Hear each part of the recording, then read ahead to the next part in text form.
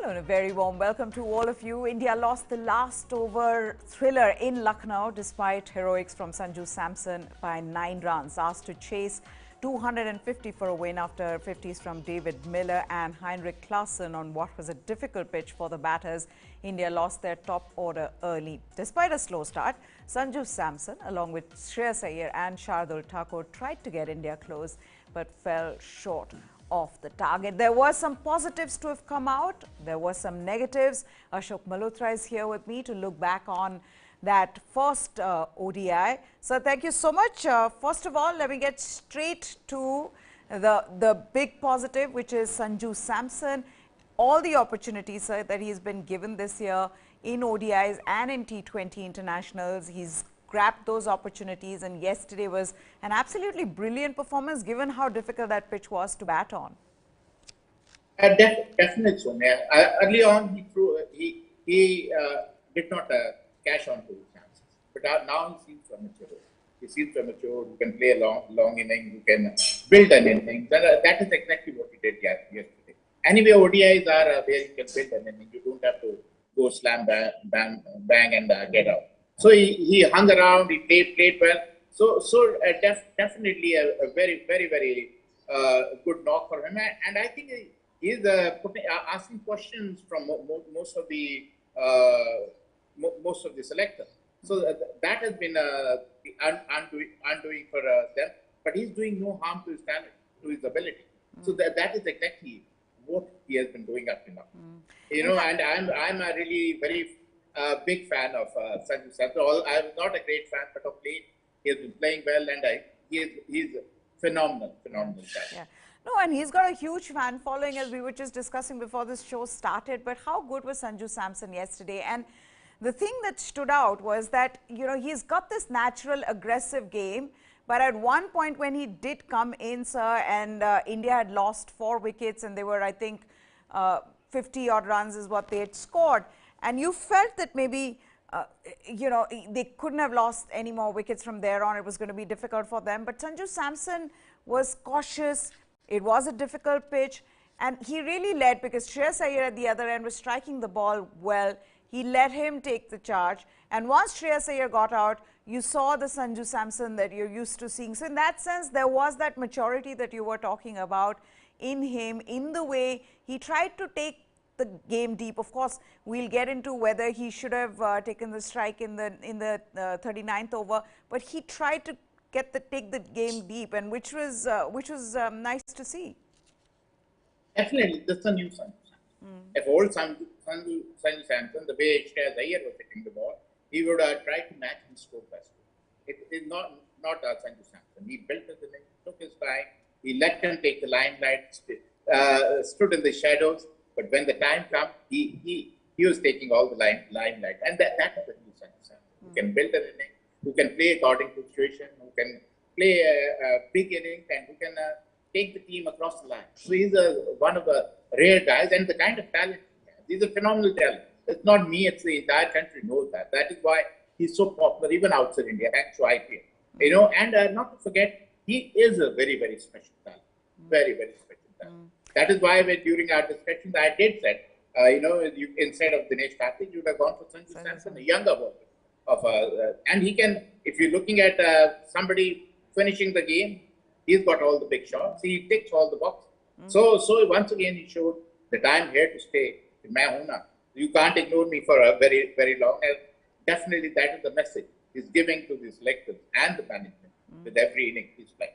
In fact, after yesterday's innings, you saw social media erupt with people saying, why is it that Sanju Samson's not in the World Cup squad? People saying that, you know, why is it that at least he could have been in the reserves list because of how well he's played? And take a look at those numbers and you realize that he has actually been playing well through this year. The 86 not out of 63 deliveries, Ashok sir has already spoken about that, about how impressive he was. But it's just the way he went about his innings. He anchored the innings well. You know, at the right time when he had to turn aggressive, he got aggressive with Shardul Thakur because they knew that the run rate was getting out of hand. On top of that, sir, in ODIs in 2022, 6 innings, he scored 216 runs, average of 72. 250s in that. In T20 internationals, he's scoring in 5 innings, 179 runs, average of 44.7, and strike rate of 158.4. So he's done everything. I get a sense that it's just because India's middle order is already crowded, and there is no way you can think of looking beyond Suryakumar Yadav. So I think somewhere that is also, luck playing its role, but he's done everything from his side. Definitely so. And not to forget, he has his godfather. I mean, Rahul Dravid has a huge soft corner for him. He's the one who brought him into Rajasthan Royals. He's the one who mentored Sanju Samson, and he always wants him. It is always Sanju Samson in his thoughts. So definitely, he's doing no wrong now. He's helping Rahul Dravid's cause. Although I would say he left a bit late. By the time team was more or less decided, that is what happened. In Ireland, he got a 50, but it was more or less decided. Before that, he was not scoring runs. So now he seems to have come of age. He's like a old wine. He's getting better with age. So that is what but it'll be sooner than later. Yeah. I know this World Cup he might not be there, but sooner than later he will be part of this Indian the way he plays. There was also this conversation, and I saw even commentators, Ajit Agarkar was talking about it, as to why in the 39th over he didn't keep the strike when Ravi Bishnoi was at the other end and bowlers were struggling. You just lost wickets before that. Why would you then not be on strike to just take India home? Is that something that that you thought of as well? Did you think that maybe he should have been there? Definitely. Any cricketer would have thought. When you're batting with the tail, you need to farm the strike. So that is he missed a trick. If there is any blemish in his knock, that is that 39th over where he should have taken the strike. Maybe he's trying to target Shamsi, knew that Shamsi is going to bowl the 20th over, and he was expecting. But still, you could have brought it down to 18, 17, 18, and then would have been even 20 could have been possible if Shamsi was there. So I think he missed a trick there. Maybe he was too confident that even 24 I'll get. That is what he said in the end. Yeah. But the fact is, everybody, it really, all of us were feeling a little upset that why didn't he go for me? And whatever he says, he can't get out of this. It was a blemish. That is not. All right, this is what he had to say about his innings. We're going to put that up on the screens, and you can see, he said, I missed connecting 2 shots. Next time, I will work even harder, but I am satisfied with my contribution. Their bowlers were going about things nicely. Tabraiz Chamshi, as Ashok sir was referring to, was a little expensive today, so we felt we can target them. We knew that he would bowl the last over. I knew if I had to get 24 runs in the final over, I can hit 4 sixes. That's the kind of confidence he has in his game. And he said, I was taking the game deep. The plan was this only, and the batters responded nicely. And I think it just turned out to be a little too much towards the end because they needed 31 runs in the last over, sir. And, and that pitch wasn't easy. That was a difficult pitch. You saw bounce, you saw sharp turn, you saw what Kuldeep Yadav, the way he got Aiden Markram out. You saw it all. Yeah, it was not an easy pitch to bat. Yeah, whosoever scored runs, they have to be at it. Be it Shreyas Iyer, be it Sanju Samson, or Miller, or Klassen. They batted beautifully. Even South Africa was struggling till the last 10 overs when both of them got together. Same with them. But the fact is, you have to target 1 or 2 guys, and that is exactly what they did. They went after Shamsi and Nagini. So that is it, but a credit to these 2 gentlemen. Wicket was not easy. It was not normal one-day wicket, where you can go through the line, hit the ball hits the bat, middle of the bat, races to the fence. It wasn't easy. And this is one of the finest knocks which Sanju Samson might have played in his short international career. It was not easy at all, and he took his time. And when he had to accelerate, he accelerated. And I understand that the 39th over, you all understand that. Yeah. Whatever he might say, it will not go away. But the fact is, he batted many. Okay, then let's move on and talk about the player who finds himself in the reserves list, and that is Shreyas Iyer. Pressure on him, sir. The fact that you've been named in the reserves list, but you've also been given enough opportunities and you've gone down the pecking order in that T20 squad, because there was a time at one point in this year where you felt that he, along with Shreyas Iyer, along with Suryakumar Yadav, were neck to neck. But then Suryakumar Yadav just went up, and then you saw Shreyas Iyer being out of that squad.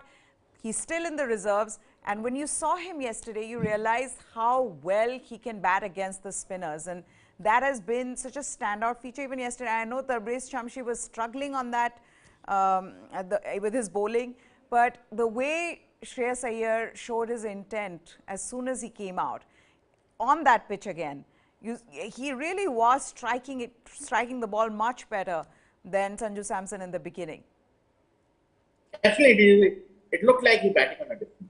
And he took them the way he took after Shamsi, even the fast bowlers, he took them on. You know, and I keep hearing about his short pitch bowling problems. But the fact is, last four ODIs, he scored back-to-back 450s. You know, and another 50 yesterday. So he might be having the problem, but he's scoring runs. Yeah. That is what it matters at the end. Why should we have worried? Somebody is good against leg spinners, somebody is good against, not good against outswingers. That doesn't make it fact.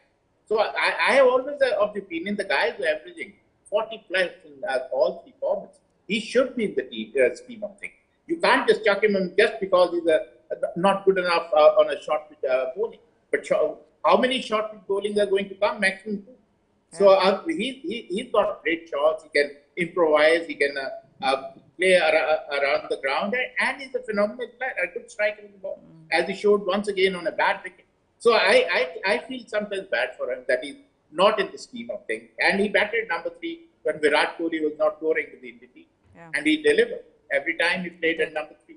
So that is what it is. You know, if you don't encourage the guys who are performing, and you go back to those guys and chuck these guys and scrappy, that's not really good. True, you're right. In 15 T20Is, 450 runs, striking at 40. We said he's striking at 40 plus in ODIs as well as T20Is, and also those 450s in the 9 ODIs this year. And like you said, whenever given the opportunity, he has done well in this format. But let's also then move on to all-rounder Shardul Thakur. Now again, gone down the pecking order. A lot of people would be also wondering why he's not in the squad, in that World Cup squad. But you can only take 15 players, and in India's case, they've taken 14. They're still waiting on the 15th player, and the replacement, likely replacement, didn't get to play yesterday, which is Deepak Chahar, but we'll get to him in just a bit. Shardul Thakur, in recent times again, seems to have found his mojo. Yesterday as well, bowled, was really the standout bowler, and played a crucial role with the bat as well. The problem with us, with Indian public is, we have got very sharp. How can we forget he won us a test series in Australia? Yeah. He not only scored a brilliant 67, he picked up 4 to 5 wickets. So how can you forget? When there's nobody there, when you hold out for 36, Virat Kohli was in India. So he took them off. And in foreign conditions, he batted beautifully, scored a 50 against England in a test match in England. So and plus picked up wickets. So he's always been a performer, as you very rightly said. He's a man who is 100% man. He might not have the talent for others, but he's always a performer. Whichever game you pick up, be it one day, be it 2020, he's always performing. He'll pick up a crucial wicket, score quick 20 runs. He'll do something or the other. And yesterday did the same thing. Those 30 runs, if he would have stayed for another 2-3 overs, we might have won the game. The way he was hitting the ball that time. So I'm surprised that he's nowhere in the sea. All of a sudden, how can you forget those people who helped us beat Australia in Australia? These were our brave hearts. And all of a sudden, they are neglected totally. Because maybe the social media doesn't like them. Maybe they are low-profile guys. I would not know. But they are great performers and they always will perform whenever given an opportunity. But because they are not stars, they are not better. Simple as that. Yeah. Because we are a star-studded side. Do you think he should have been in that squad? Definitely. Why shouldn't he? When Jadeja is not there, you can take him as an all-rounder instead of somebody else, maybe Harshal Patel. So what? You know, that for me, he probably is as good or as bad as Harshal Patel as his bowling is concerned. And batting, he is a plus. So I would take a Shardul Thakur, but they have decided from probably 6 months back that he is not going to be part of T20 cricket and he's no more in the team. That is what is. Some faces fit in, and some faces somehow they don't fit into scheme of things. Okay, let's also talk about how impressive South Africa were, and in particular David Miller and Heinrich Klaasen. We've talked about the difficult pitch, but both of them, sir, how brilliant were both of them? David Miller in the form of his life. We've seen him in the T20 internationals as well. But for Klaasen, given his first opportunity of the series, he told the selectors, look, you've got to play me in more games because this is what I can do. See, Klaasen loves Indian bowling. Yeah. Be it the full-fledged Indian bowling or the bowling which we had yesterday. He loves every time you put Klaasen in, he wins the match for South Africa against India. And I don't know why he's not preferred because he's one of the phenomenal strikers of ball. David Miller, we all know what he can do. Off late, he's doing it more consistently. You know, he seems to have come of age. He seems to have matured with age, and now he's delivering what everybody expected him to deliver. So I think they played magnificently. On that wicket, this kind of batting is not easy, especially against our spinners and some medium pacers. Medium pacers still get onto the bat, but the way those two bat, they took the game away. A 250 was a big total on that wicket. You know, it was not easy to score 250 and probably lose the game from there. So phenomenal batting. But Klaasen, as you very rightly said, once again showed I belong here. Yeah. You can't keep me out in white and black. You can't keep Klaasen out. Yeah. So that is where the problem is. He gets caught in this black and white thing and gets lost. The other thing Shikhar Dhawan said in the post-match presentation is 250 was a lot of runs. He said that we gave them too many runs, and then that just then brings me to some of the problems we saw yesterday. So one is India's fielding. All that could go wrong when it comes to, and it's a top side. You don't expect some of those, the way they, I think they dropped 4 catches. On top of that, just the bowling once again in the death overs. And I know that Klaasen and David Miller were batting beautifully, but again, India's death over woes came to the forefront. We saw how they struggled, specifically Ravi Bishnoi on debut. What do you make of the things that went wrong for India? I think our slog over bowling is in shambles. Any guys who play, they can't contain the other side in last 10 overs. That has been our undoing. Like in T20 last 5 overs, in ODI's last 10 overs, we don't know what to do, how to contain them. And they're a ferocious striker. And see, you got to take a leaf out of home batting. You have to have variation. You should have, we are very predictable. You talk about Avesh Khan, very predictable. He only tries Yorkers, nothing else, no slower ball, no nothing. So he's going to go for very many. So Avesh Khan seems to be the blue-eyed boy of the management. And once you said about Deepak Chahar, definitely. Why no Deepak Chahar, who is in standby for the World Cup? Why shouldn't he play? Yeah. Why shouldn't he be given a chance to prove his talent, his ability? So I'm really amazed why Avesh Khan had everybody. Shardul, he did a reasonable job, whatever he could do. But the fact is, this is a major problem with Team India. Slog overs. Like yesterday, Ravi Bishnoi went for very well. Kuldeep Yadav bowled well. So you have to bowl well in pairs. It cannot be, because like in batting, you bat well in pairs. Bowling also, you bowl well in pairs. And slog overs, I would say in a ODI cricket, last 6 to 7 overs are very vital. So you have to have two guys who should bowl well. Only if you're depending on one guy, then you're asking trouble. And that is what most of the sides are. They are encashing inability of our bowlers to defend their anything in this level.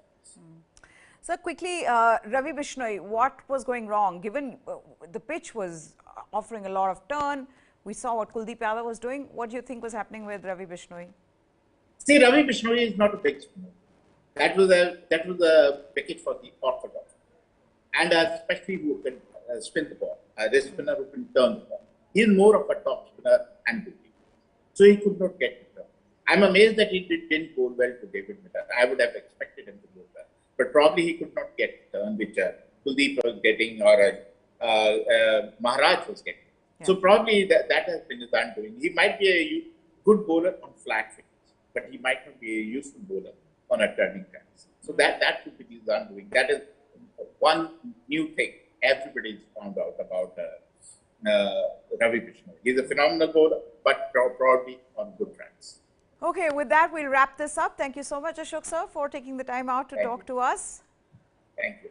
Okay, that's it then on this special. And as we finish the show, let me tell you, the Indian team, they've reached Australia. In fact, their first training session, there were some visuals that I just saw of them training at the WACA. So, you know, there's one side where Indian team is preparing for the T20 World Cup, and then there's another team that is playing the ODI series. That's it then. From us, News 9 Sports is what you need to subscribe to. Goodbye. Thanks for watching.